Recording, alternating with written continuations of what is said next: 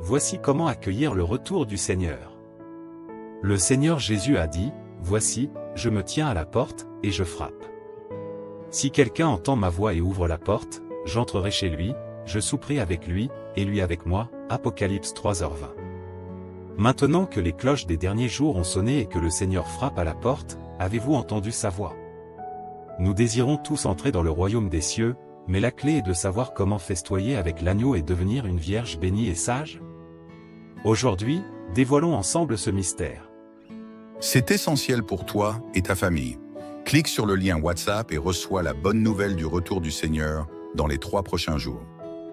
Il est écrit dans la Bible, au milieu de la nuit, on cria, « Voici l'époux, allez à sa rencontre. » Matthieu 25, 6.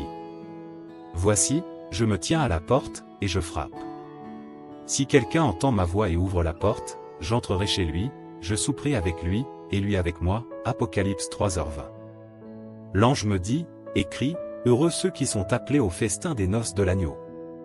Et il me dit, ces paroles sont les véritables paroles de Dieu. Apocalypse 19h9. Ces prophéties indiquent que lorsque le Seigneur Jésus reviendra dans les derniers jours, nous irons au festin des noces de l'agneau lorsque nous l'accueillerons. Nous savons tous qu'à l'avènement du Seigneur, ceux qui iront aux noces de l'agneau seront les vierges sages et bénies, ayant l'espoir d'entrer dans le royaume des cieux, tandis que les vierges folles qui ne festoient avec l'agneau sont éliminées. Il est évident que le fait de pouvoir ou non festoyer avec l'agneau joue un rôle crucial pour nous qui croyons en Dieu dans notre entrée dans le royaume des cieux. En tant que chrétiens, nous espérons tous qu'à l'avènement du Seigneur, nous pourrons nous rendre aux noces de l'agneau et être enlevés dans le royaume des cieux. Cependant, de nombreuses personnes ne comprennent pas encore comment accueillir la venue du Seigneur et festoyer avec l'agneau. Pour aborder cette question, je voudrais parler de 3 aspects de la compréhension. 1. En ce qui concerne la venue du Seigneur, nous devons avoir une attitude de recherche avec un cœur humble, et ne pas définir l'œuvre de Dieu selon notre imagination.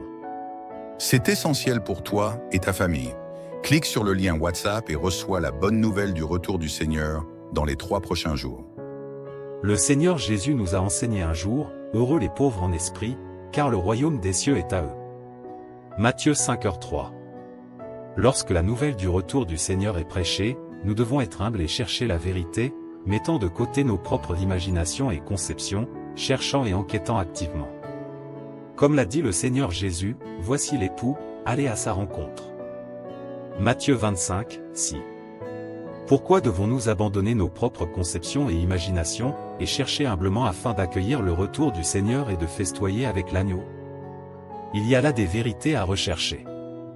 Quant à l'œuvre du Seigneur Jésus, les Écritures ont prédit que le Christ viendrait et serait appelé le Messie, mais lorsque le Christ est venu, il a été appelé Jésus. Les Écritures ont prédit que le roi des Juifs naîtrait, et les Juifs ont imaginé que le roi naîtrait dans le palais, mais en fait, le Seigneur Jésus est né dans une mangeoire à Bethléem. Les Écritures ont prédit que le roi des Juifs naîtrait et prendrait le pouvoir. Mais non seulement il n'a pas pris le pouvoir comme il l'avait imaginé, Jésus a enseigné la patience et a finalement été crucifié.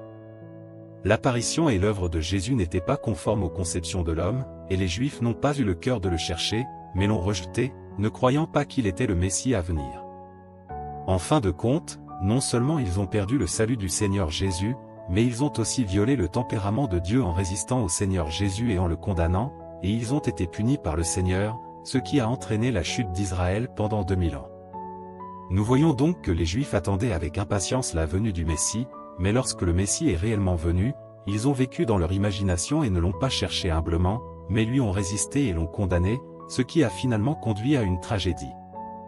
Leur échec est aussi un avertissement pour nous, nous rappelant que nous ne devons pas utiliser nos conceptions pour mesurer et juger l'apparition et l'œuvre de Dieu, mais que nous devons plutôt être des personnes raisonnables qui cherchent humblement, afin que nous puissions avoir l'opportunité de voir l'apparition de Dieu et de festoyer avec l'agneau.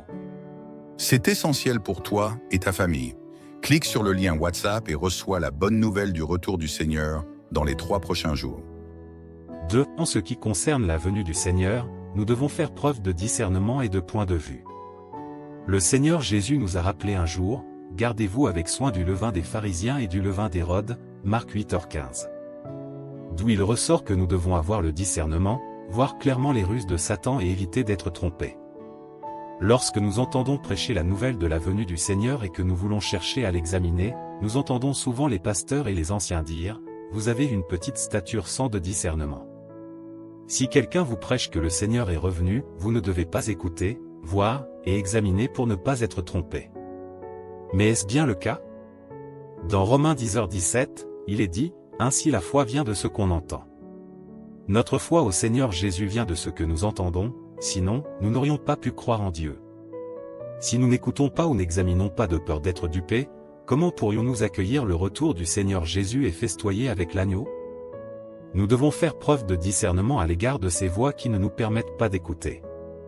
Nous ne devons pas être comme les Juifs qui ont suivi aveuglément des pharisiens et des sacrificateurs principaux qui ont tout fait pour maintenir le moyen de leur subsistance et leur statut et contrôler les gens, de sorte qu'ils ont finalement perdu le salut du Seigneur Jésus à cause des rumeurs des pharisiens. Nous devons y tirer des leçons et être celui qui a sa propre point de vue sur l'accueil du retour du Seigneur, pour ne pas suivre les traces de ceux qui ont échoué. 3. Être des vierges sages et prêter attention à écouter la voix de Dieu. Il est prophétisé dans le livre de l'Apocalypse, que celui qui a des oreilles entende ce que l'Esprit dit aux églises. Apocalypse 3h22. Voici, je me tiens à la porte, et je frappe. Si quelqu'un entend ma voix et ouvre la porte, j'entrerai chez lui, je souperai avec lui, et lui avec moi. Apocalypse 3h20. D'après ces paroles, nous pouvons voir que pour accueillir le retour du Seigneur et festoyer avec l'agneau, nous devons nous concentrer sur l'écoute de ce que Dieu a dit, c'est-à-dire nous concentrer sur l'écoute de la voix de Dieu.